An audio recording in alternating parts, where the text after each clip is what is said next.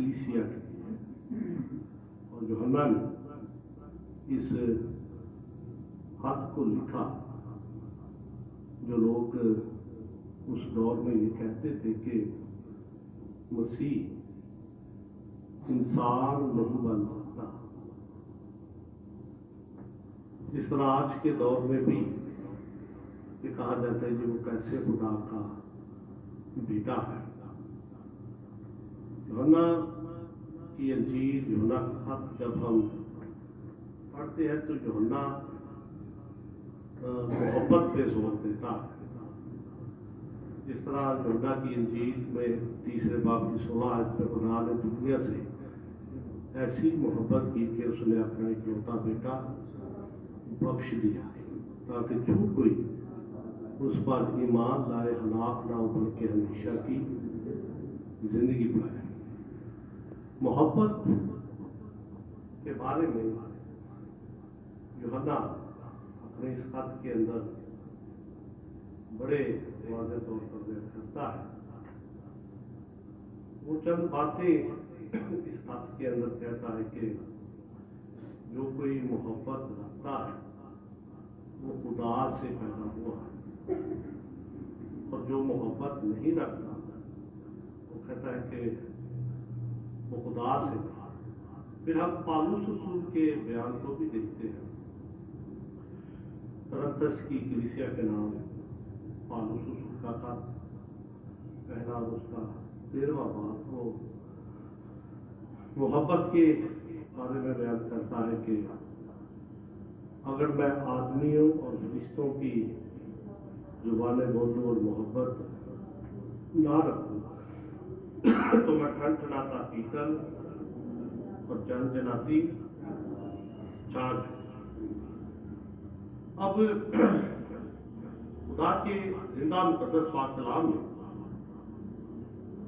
मोहब्बत के लिए जो यूनानी जुबान का लफ्ज इस्तेमाल किया गया है वो है अगापे। 2 और लफ्ज है, लेकिन जिसमें पहला है शवानी और दूसरा फिलो। लेकिन जो लफ्ज बाइबल मुकद्दस में मोहब्बत के लिए यूनानी में इस्तेमाल हुआ है वो है अगापे। अगापे एक ऐसी मोहब्बत है जो बेलौस है, जिसके अंदर लालच नहीं। जब खुदा ने दुनिया से मोहब्बत की बेलौस, खुदा का इसमें कोई लालच नहीं। इंसान जब इंसानों से मोहब्बत करते हैं या प्यार करते हैं तो उसमें लालच पाया जाता है, शहवानी पाई जाती है, जिसमें यूनानी का लफ्ज एरोस जो है इस्तेमाल किया गया ये। लेकिन जो अगापे लफ्ज है ये बेलौस मोहब्बत, कोई लालच।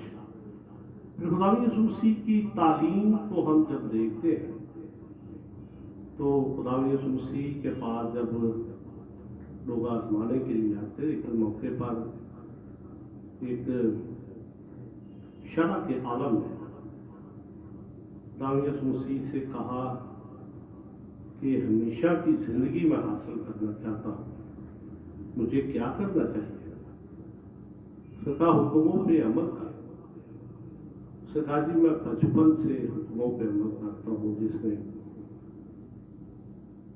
ताकि सुना इस्राएल खुदावंद तेरा खुदा एक ही खुदा है, तो अपने सारे दिल, अपनी सारी जान, अपनी सारी अकल और अपनी सारी ताकत से मोहब्बत रख। दूसरा हुक्म उसने कहा कि अपने पड़ोसी से अपनी महानत मोहब्बत रख।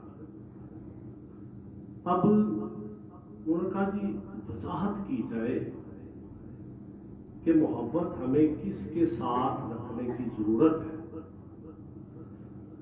एक तमसील खुदा यीशु मसीह ने उनके सामने बयान की कि एक शख्स सफर कर रहा था तो डाकू ने उसे घेर लिया। उसे मारा कूटा और मुआ छोड़कर चले गए, उसके कपड़े उतार लिए, पैसे ले गए, सब कुछ है कि वहां से एक काहिन गुजरा, काहिन कतरा कर गुजर गया। उसके बाद लावी वहां से गुजरा। लावी ने भी उसकी परवाह नहीं की।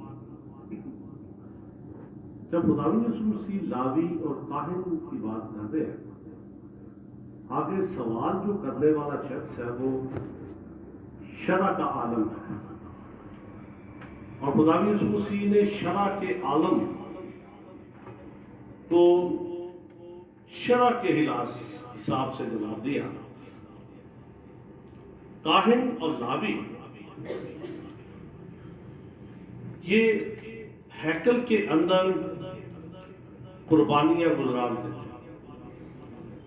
इनके पास रुपया पैसा था, ये दूसरों की मदद भी करते थे जो दुखी होते थे, मुसीबत ज़दा लोग होते थे, लेकिन उन्होंने उनकी मदद ना की। लेकिन सावरी वहां से गुजरा। ठीक है कि सावरी ने उस शख्स की मदद की।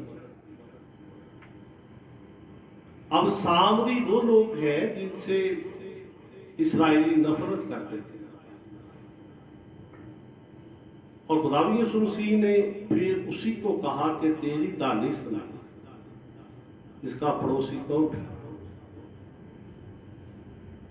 वो जिसने उसकी मदद की, बेलोस मदद उसने की।